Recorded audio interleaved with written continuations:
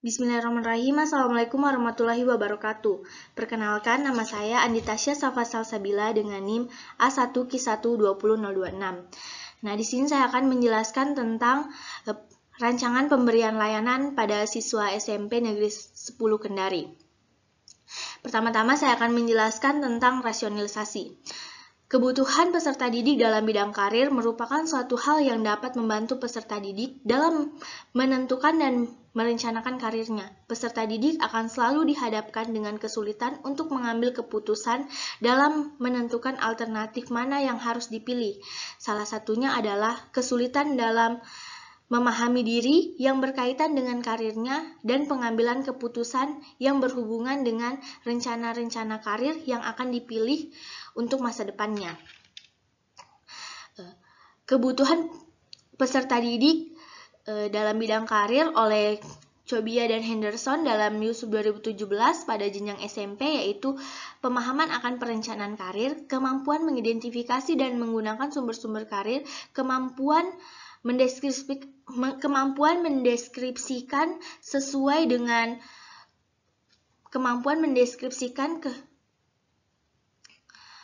keterampilan yang sesuai dengan tuntutan kerja. Pemilihan dan perencanaan karir individu sebenarnya untuk memenuhi kepuasan dalam hidupnya dan juga sebagai jalan untuk memperoleh aktualisasi diri pada seseorang. Nah, berdasarkan dari hasil penelitian yang telah dilakukan pada siswa dan siswi kelas 91 di SMP Negeri 10 Kendari dengan memberikan angket pengukuran layanan kebutuhan, bimbingan, dan konseling karir dengan jumlah responden sebanyak 35 siswa. Hasil analisis yang telah dilakukan berdasarkan pemilihan pentingnya kebutuhan, yaitu sangat penting, penting, kurang penting, dan tidak penting, dan tingkat kebutuhan yaitu tidak dibutuhkan, kurang dibutuhkan, dan dibutuhkan, serta sangat dibutuhkan. Pada masing-masing butir pernyataan, sebanyak 35 butir pernyataan, terdapat 24 siswa memilih penting dan dibutuhkan, 4 siswa memilih sangat penting dan sangat dibutuhkan, 3 memilih sangat penting dan dibutuhkan, 2 siswa memilih penting dan sangat dibutuhkan, dan 2 siswa lainnya memilih penting dan kurang dibutuhkan. Sehingga dapat disimpulkan bahwa pada siswa kelas 91 di SMP Negeri 10 Kendari membutuhkan pelayanan terhadap karir ke depannya. Sehingga kami sebagai peneliti akan memberikan rancangan yang cocok berdasarkan kebutuhan siswa tersebut. Nah, rancangan pemberian layanannya, komponen layanannya yaitu layanan dasar, bidang layanan informasi atau bimbingan kelompok, topik atau tema layanan, yaitu kebutuhan akan perencanaan karir, fungsi layanannya pemahaman. Tujuan umum, peserta didik atau konseli dapat mengetahui dan memperoleh pemahaman akan perencanaan karir. Tujuan khususnya yang pertama, peserta didik dapat mengetahui tentang kegiatan dan proses konseling. 2. Peserta didik dapat meningkatkan pemahaman akan perencanaan karir. Ketiga, peserta didik dapat mengevaluasi diri terhadap pemahaman akan perencanaan karir. Sasaran layanan akan diberikan kepada siswa kelas 91 SMP Negeri 10 Kendari. Materi layanan yaitu yang pertama, pentingnya pemahaman akan perencanaan karir. Kedua, cara mengidentifikasi kemampuan diri menggunakan sumber-sumber karir. Ketiga, mendeskripsikan kemampuan dan keterampilan yang sesuai dengan tuntutan dunia kerja. Waktu dilaksanakannya yaitu 1 kali pertemuan selama 45 menit. Waktunya, sumbernya yaitu berdasarkan kebutuhan peserta didik bidang karir oleh Chobia dan Henderson dalam Yusuf 2017 pada jenjang SMP. Metode atau teknik ceramah dan tanya jawab. Media atau alat PowerPoint, LCD, dan laptop. Nah, kita masuk pada tahap pelaksanaannya. Yang pertama, tahap awal atau pendahuluan, di mana terdapat pernyataan tujuan. Yang pertama, salam, menyampaikan kabar, perkenalan, menyampaikan langkah-langkah kegiatan, menyampaikan maksud dan tujuan yang akan dicapai dalam kegiatan tersebut. Selanjutnya, menjelaskan tentang langkah-langkah kegiatan, yaitu memberikan langkah-langkah kegiatan, tugas dan tanggung jawab peserta didik. Selanjutnya, kontrak layanan, yaitu kesepakatan layanan, di mana akan melakukan kegiatan layanan selama 45 menit. Harus disepakati dan melakukannya dengan baik. Selanjutnya, mengarahkan kegiatan. Guru BK atau konselor memberikan penjelasan dengan topik yang akan dibicarakan pada saat kegiatan layanan. Tahap peralihan, guru BK atau konselor menanyakan kesiapan peserta didik, melaksanakan kegiatan, dan memulainya ke tahap inti. Langsung saja tahap inti, yaitu yang pertama, kegiatan peserta didik.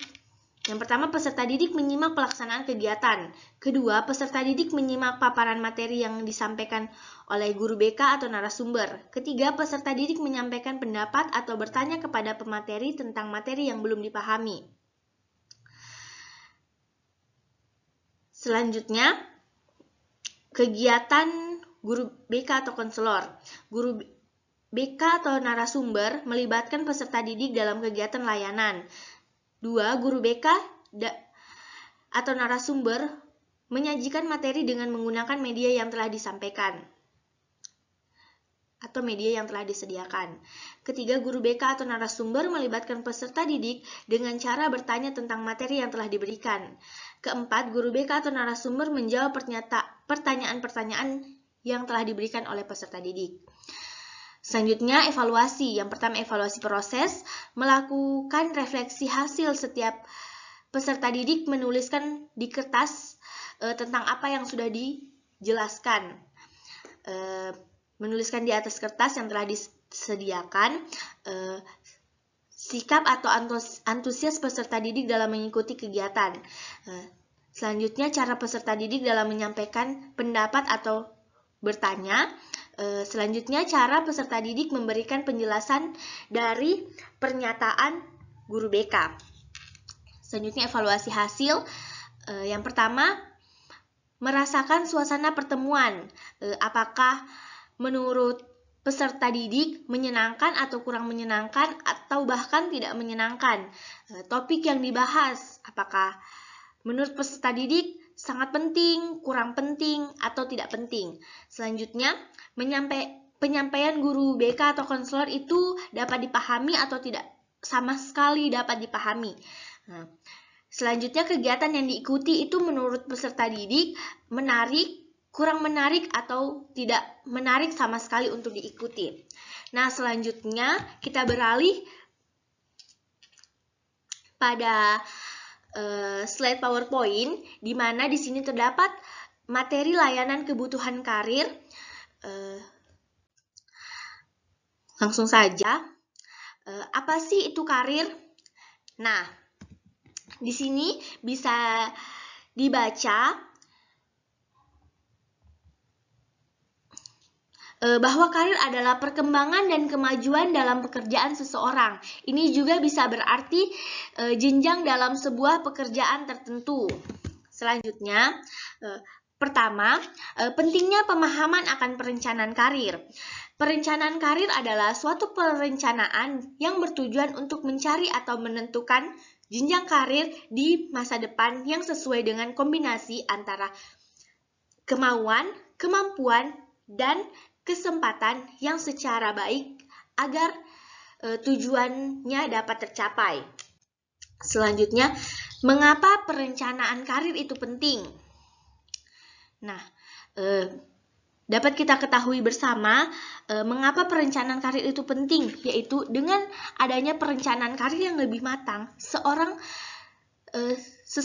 atau seorang individu itu dapat terhindar dari kesalahan-kesalahan yang dapat menghambat perkembangan karirnya.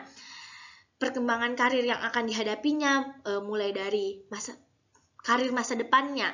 Nah, perencanaan seperti ini dapat juga membantu siswa agar lebih fokus menentukan satu atau beberapa bidang tertentu untuk dipahami dan didalami yang nantinya dapat berguna bagi perkembangan dirinya. Selanjutnya, ada beberapa tahap dalam perencanaan karir, yaitu 1. Menganalisis diri. Dalam proses menganalisis diri ini, siswa harus dapat memahami kekuatan, jangkauan pengetahuan, dan keterampilan diri yang dimiliki. Dapat menyelaraskan dengan preferensi pekerjaan yang nantinya ia minati. Selanjutnya, menganalisis peluang atau mencari tahu kemungkinan adanya jenjang karir dari bidang pekerjaan yang diminati bagi siswa SMP yang akan melanjutkan pendidikan pada jenjang selanjutnya. Mencari peluang dan informasi ini mengenai apa saja sih yang harus dipersiapkan nantinya ketika siswa SMP ingin melanjutkan ke jenjang sekolah menengah atas atau SMA, ataupun mencari peluang. Misalnya dalam diri individu itu lebih suka kepada jurusan IPA. Nah, berarti ada peluang untuk masuk di jurusan IPA nantinya waktu mau melanjutkan ke sekolah menengah atas. Selanjutnya, menentukan target, yaitu membuat penetapan tujuan karir jangka pendek dan jangka panjang dengan perhitungan yang cukup matang. Nah, di sini juga sebagai siswa SMP yang akan melanjutkan pendidikan ke jenjang yang selanjutnya, yaitu jenjang SMA, itu harus menentukan targetnya. Misalnya, berkeinginan untuk memasuki SMA favorit. Jadi, targetnya itu harus memiliki nilai yang tinggi, harus memiliki nilai yang memuaskan. Nah, selanjutnya, 2. Cara mengidentifikasi kemampuan diri menggunakan sumber-sumber karir. Siswa mampu menentukan dan menetapkan karirnya dengan menggunakan sumber-sumber karir yang dapat membantu kesuksesan karirnya di masa depan. Kemampuan mengidentifikasi dan menggunakan sumber-sumber karir dapat mempermudah siswa dalam merencanakan karirnya. Nah, sumber-sumber karir itu dapat membantu siswa mengetahui kemampuan yang ada di dalam diri siswa tersebut setelah nanti ingin seperti apa karir ke depannya. Nah, bagaimana sih cara mengidentifikasi kemampuan diri menggunakan sumber-sumber karir? Cara mengidentifikasi kemampuan diri menggunakan sumber-sumber karir yaitu dengan cara mencari informasi tentang karir yang dapat menunjang karir di masa depan. Siswa juga dapat mencari beasiswa pendidikan, mampu memilih pembimbing yang dapat membantu pengetahuan dengan adanya pembimbing yang dapat membantu mengetahui adanya kemampuan diri, siswa mampu menentukan karir apa sih ke depannya yang akan diambil, serta sebagai siswa dapat mengidentifikasi potensi yang dimilikinya berdasarkan dengan sumber-sumber karir yang dituju. Nah, selanjutnya yang ketiga, mendeskripsikan kemampuan dan keterampilan yang sesuai dengan tuntutan dunia kerja. Siswa mampu menunjukkan dan menjelaskan keterampilan yang dimilikinya yang sesuai dengan tuntutan di dalam dunia kerja sehingga dapat membantu dalam menyukseskan karirnya.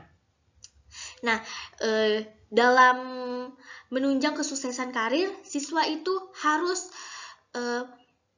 mampu menunjukkan keterampilan yang sesuai dengan tuntutan dunia kerja. Karena sekarang seseorang ketika ingin bekerja atau melanjutkan ke jenjang pendidikan yang akan ditujunya, pasti harus memiliki kemampuan dan keterampilan yang sesuai dengan potensi yang dimilikinya. Nah, bagaimana sih cara siswa mendeskripsikan kemampuan dan keterampilan yang sesuai dengan tuntutan dunia kerja? Mendeskripsikan kemampuan dan keterampilan yang sesuai dengan tuntutan dunia kerja dapat mengetahui apa saja kemampuan yang telah dimiliki oleh siswa agar mampu bersaing dalam lingkungan pekerjaan ke depannya. Siswa mampu mencari informasi dunia kerja jenjang pendidikan SMA atau perguruan tinggi yang sesuai dengan keterampilan yang dimilikinya. Siswa juga harus memiliki sikap tanggung jawab, etika yang baik, sopan santun, mampu berpikir kritis, dan percaya diri dalam hal melakukan sesuatu apapun. Nah, mungkin sekian pembawaan materi layanan kebutuhan karir yang bisa saya sampaikan. Terima kasih atas perhatian dan partisipasinya kepada teman-teman sekalian yang telah mengikuti proses layanan dari awal sampai selesai, sampai akhir ini. Kurang dan lebihnya mohon dimaafkan. Saya akhiri dengan kata wabillahi taufiq wal hidayah. Wassalamualaikum warahmatullahi wabarakatuh.